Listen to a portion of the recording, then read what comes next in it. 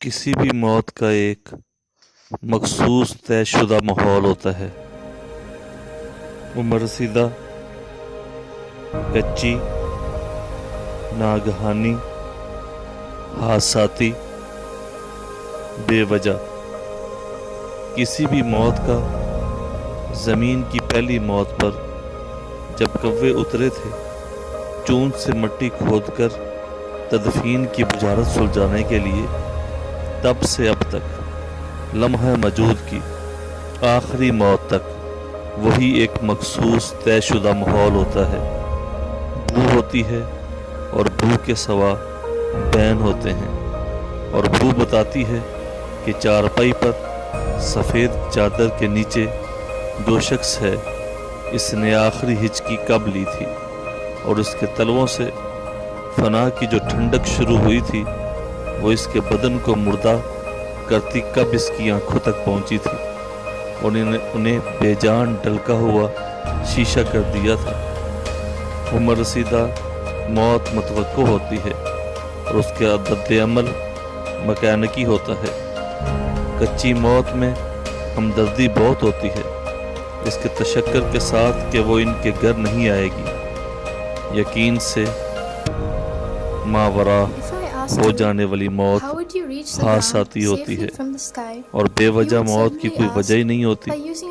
लेकिन हर मकाम पर चार दीवारी के अंदर इसकी बू जरूर मौजूद होती है। वो शख्स जो सफ़ेद चादर तले आमल मामूल ऐसे खेल की तरह लेटा होता है, वो खुद दम बखुद होता है और ये नहीं बता सकता कि इसकी मौत वाक़या हो चुकी है या नहीं। सिर्फ बू बताती है। इस चादर का एक कोना उठाकर इसे देखा जाए तो उसका चेहरा जर्द फटकरी होगा और इस पर एक अजीब हमाकत अमेज तासर होगा। मुंह खुला हुआ, रगें ढीली और ठंडी हो चुकी हूँ, और खुले मुंह के अंदर तालू और मसूड़े जर्दी की खंडत में। सिर्फ दो मौके पर इंसान अपने इख्तियार से बाहर होकर बेबस हो जाता है और हमाकत के करीब चला जाता है, एक नस्ल बढ़ाने के आखिरी लम्हों में या फिर मौत के बाद।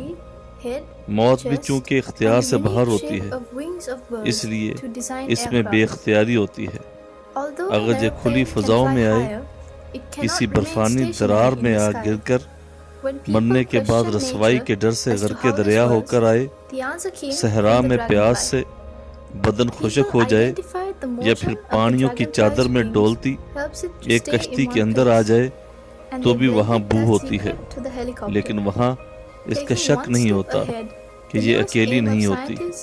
ये पानियों के धीरे धीरे खुशक होने की, बस्तियों के बर्बाद होने की, इन परिंदों की जो शिकारियों के छड़ों से जख्मी होकर पानियों और टापुओं पर गिरकर फड़फड़ाते रहे और फिर जान हार गए, इनके मुर्दा परों और सड़ते गोश्त की, मुर्दा मछलियों और ठहरे हुए पानियों की बू भी हो सकती है। इसीलिए सिर्फ मर्ग की महक इनसे अलग पहचानी नहीं जा सकती, अगरचे वो वहाँ होती है। फहीम सरवटों, सरकंडों, काह, सर, कोंदरे, लाई और लाना के बूटों और झाड़ियों में से रास्ता बनाता, और सरवटों पर अब पिछले जन्म के साए जुमर न डालते थे। अब वहाँ पे सवेर की धुंध में गुली हल्की धूप थी।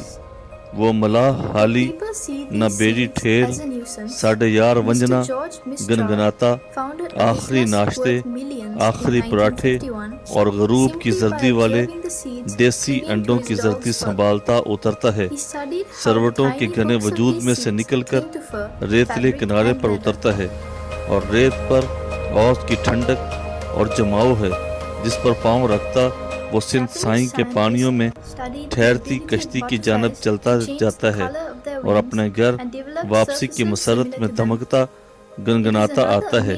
और आज पानी की कैद का आखिरी दिन था, आखिरी नाश्ता था, صاحب رات کشتی میں ہی رہ گیا تھا، ان سے جدا ہو کر ادھر آیا تھا اور ادھر ہی رہ گیا تھا۔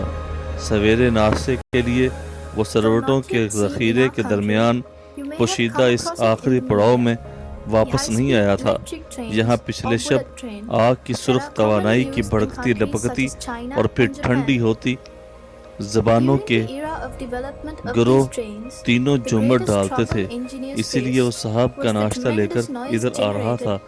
ابھی ہلکی دھند تھی جو سندھ کے پانیوں پر تیرتی تھی، جیسے تخلیق کے پہلے دن تیرتی تھی، لیکن ابھی یہ حکم نہیں اترا تھا کہ روشنی ہو جائے۔ صرف طلوع کا مٹیالہ سونا تھا جو سندھ سائیں کی آبی چادر پر بچھا ہوا دکھائی دیتا تھا، جس کے کنارے وہ کشتی فہیم کے آخری ناشتے کے قریب آتی جاتی تھی، جس کے اندر صاحب ابھی تک سوتا تھا۔ کشتی کے تختوں پر جو گل بوٹے نقش تھے وہ بھی ہلکی دھند میں دھندلاتے تھے، پھر آہستہ آہستہ قربت میں آنے پر دکھائی دیتے جاتے تھے۔ فہیم نے چھابے میں دھرے پراٹھے کو اپنی پوروں سے چھوا، ابھی تک گرم تھا، انڈے کی زردی میں بھی ایک نامعلوم سی حدت قائم تھی۔ پھر اس نے اپنا گنگنانا معکوف کر کے کشتی کے اندر جھانکا۔ ناشتہ کریں سائیں، ناشتہ کریں گے سائیں؟ سائیں اپنے سلیپنگ بیگ میں منہ کھولے بے سدھ پڑا تھا۔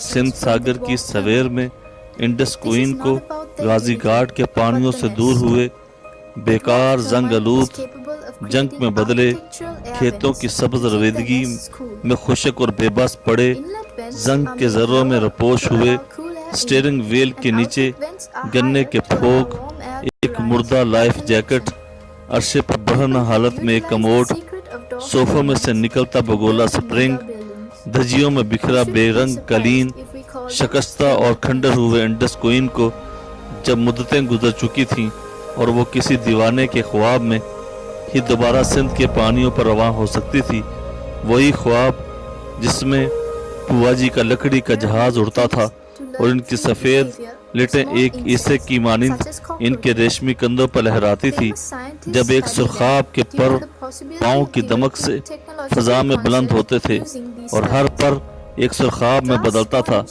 اپنی پیاری جان کے بچاؤ کے لیے جب ایک جل مرغی پانی میں بار بار ڈبکی لگاتی تھی اور اجل کی دور اس کے پنجے سے بندھی اسے کھینچتی تھی، اس ڈور کے آخری سرے پر شاہ حسین نہ تھا جو لک چھپ ڈور کھینچتا تھا، بلکہ موٹا بدھا عطا اللہ اپنے دیمبند کو سنبھالتا اسے بھوننے کو کھینچتا تھا۔ ہنسوں کی چراگاہ کے آسمان پر ان کے ڈراروں کو پٹتے شور مچاتے سندھ کے کناروں پر پانی پینے کے لیے آنے والے مویشیوں کے گلوں میں بندی گھنٹیوں کی سفنی بلند ہو کر اسے ایک آبی مندر میں بدلتے ٹن ٹنن ٹن ٹنن ٹن اور اندھی ڈولفنوں کی پشتوں پر ہومر کی سویروں کی جنائی انگلیوں کے اترنے کے بعد مدتیں بیت چکی تھیں۔ ایک زمانہ گزر چکا تھا جب فہیم نے کشتی میں جان کر کہا تھا ناشتہ کریں گے سائیں؟ سائیں جاگتا نہ تھا اور فہیم دوبارہ پکارا ناشتہ کر لیں سائیں، باہر آ کر منظر کشی کر لیں، پھر آج تو گھر بار کو لوٹنا ہے۔ لیکن سائیں اپنے سلیپنگ بیگ میں منہ کھولے بے سدھ پڑا تھا اور جاگتا نہ تھا۔ کھنڈر میں ملبے کے اندر باراکو کے مسمار شدہ بلڈوز کے داندوں سے کچلے ہوئے باموں دروں کی تہ میں دبے ہوئے ایک ٹیلی فون کی گھنٹی بجتی چلی جاتی تھی، کیونکہ خاور ایک ہتھیار ڈھالتے وقت سپاہی کی مانند ہاتھ کھڑے کر کے احتجاج کیے بغیر درخواست گزار ہونے اور اپنی محرومی اور ناانصافی کا چرچا کیے بغیر ایک بیگ اٹھا کر چپکے سے رخصت ہو گیا تھا۔ اس لیے اس کا گھر بلکہ اس کی اینٹیں، کچھ دیواریں، ملبے کے ٹیلے کے آس پاس کے گاؤں کے مکینوں اور ان کے بچوں کے لیے ایک خزانے کی تلاش بن چکے تھے۔ وہاں کھوج کرنے سے اور کھودنے سے کچھ بھی برآمد ہو سکتا تھا۔ شکستہ صوفے اور میزیں، کچن کا سنک، کموڈ اور پانی کی ٹوٹیاں، دب چکے قالین، ایسٹریز، دروازے، کھڑکیاں، الارم کلاک، پردے، ایک نیلا سویٹر، غرض کہ ہر وہ شے جو کسی بھی گھر میں ہوتی ہے، ہر گھر میں سج سکتی ہے، اس ملبے میں سے دریافت کی جا سکتی تھی، اور وہاں کوئی والی وارث نہ تھا جو اس کی رکھوالی کرتا۔ اس لیے آس پاس کے لوگوں نے کھود کھود کر اس خزانے کو دریافت کیا اور اپنے اپنے گھروں کو لے گئے۔ صرف ملبے کے اندر دفن ٹیلی فون کی گھنٹی مسلسل بجتی رہی، چلتی رہی، کیونکہ اس کی تار بلڈوز کے دانتوں میں آ کر کٹنے سے بچ گئی تھی۔ ایک بچے نے کھنڈر کی خاموشی میں کان لگا کر سنا کہ یہ آواز کہاں سے آ رہی ہے۔ اس کے دونوں ہاتھ فارغ نہیں تھے، ایک میں وہ وادی کلاش کا ایک چوبی گھوڑا تھامے ہوئے تھا جو بالکل محفوظ تھا، اور دوسرے ہاتھ میں مٹی سے بھرا ایک پرانا الارم کلاک تھا جس کی سوئیاں ابھی تک درست ہندسوں پر تھیں اور وہ ٹک ٹک کر رہا تھا۔ دوسرے بچے خزانے کی تلاش میں ملبے کو کھود رہے تھے، لیکن اسے ایک آواز سنائی دے رہی تھی۔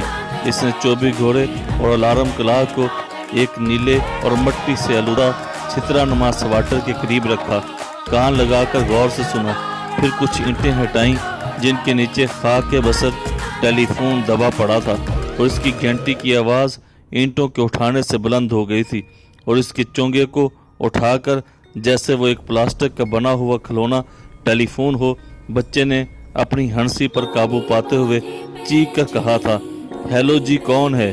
خاور، کیا یہ آپ ہیں؟ ہاں جی۔ بچے کی خزانے کی تلاش میں یہ کوئی آواز تھی جسے وہ نہیں سمجھتا تھا، اور ہنستا جاتا تھا۔ میں کولمبو سے بات کر رہی ہوں سلطانہ۔ ہاں جی، بچے نے پھر کہا اور زور سے سر ہلایا کہ یہ تو زبردست کھیل تھا، لیکن میں پرسوں صبح کی فلائٹ سے اسلام آباد پہنچ رہی ہوں۔ آپ کو وہاں ہونا چاہیے، کیا تم وہاں ہوگے؟ بچے نے اپنے ننگے بازو پر اپنی ناک رکھ کر اسے پوچھا، اور پھر ریسیور کی تار کھینچ کر اس ٹیلی فون کو بھی 24 گھوڑے اور الارم کلاک کے ساتھ اپنے خزانے میں شامل کر لیا۔ سائیں جاگتا نہ تھا اور فہیم آوازیں دیتا تھا، کشتی کے اندر جھانکتا ہوا کہ صاحب ناشتہ تیار ہے۔ صاحب منہ کھولے اپنے سلیپنگ بیگ میں بے سدھ پڑا تھا، اور اس کے چہرے پر ایک مکھی بیٹھتی تھی، کچھ دیر بیٹھتی تھی اور بنبنا کر اڑتی تھی، چہرے سے ذرا اوپر ہو کر اڑتی تھی، اور پھر اپنے پروں کی بنبناہٹ موقوف کر کے اس کے چہرے پر بیٹھ جاتی تھی۔ یہ کسی بھی موت کا سب سے پہلی یہاں کووں نے آ کر رہنمائی کی تھی، یا سب سے آخری موت کا ماحول تھا؟ صرف وہ ایک مکھی جانتی تھی، جو سائیں کے ادھ کھلے منہ کے ہونٹوں پر، کبھی ماتھے پر اور کبھی بالوں پر بیٹھتی تھی، اور بنبنا کر اڑ جاتی تھی اور پھر آ بیٹھتی تھی، اور اس مکھی سے یہ نہیں پوچھا جا سکتا تھا کہ آیا تم یہاں بیٹھی ہو، وہاں تمہارے باریک پاؤں تلے یک بستگی کی مردہ ٹھنڈک اور مرگ ہے، یا تم زندگی کی آخری رمق پر بیٹھتی ہو اور تمہارے پاؤں کے نیچے کوئی ایک رگ پھڑکتی ہے جو زندگی کی علامت ہے، زندگی کی راکھ میں کوئی ایک چنگاری باقی ہے یا نہیں۔ ایک مکھی سے یہ نہیں پوچھا جا سکتا تھا۔ اس طرح کی مزید ویڈیوز کے لیے ہمارے channel the message T V کو سبسکرائب کر لیں، ساتھ میں بیل آئیکن دبا لیں تاکہ ہر آنے والی لیٹسٹ ویڈیو کا نوٹیفیکیشن آپ کو بر وقت مل سکے۔ ویڈیو کو لائک کیجیے گا، شیئر کیجیے گا، اور کمنٹس باکس میں اپنے کمنٹس لازمی دیجیے گا۔ میں ان تمام احباب کا شکر گزار ہوں جو ہماری ویڈیوز کو لائک کرتے ہیں، شیئر کرتے ہیں، اور کمنٹس باکس میں اچھے کمنٹس بھیجتے رہتے ہیں۔ اپنے میزبان خالد بخاری کو اجازت دیں، ملتے ہیں ایک نئے ویڈیو کے ساتھ جس کا ٹائٹل ہوگا قربت مرگ میں محبت۔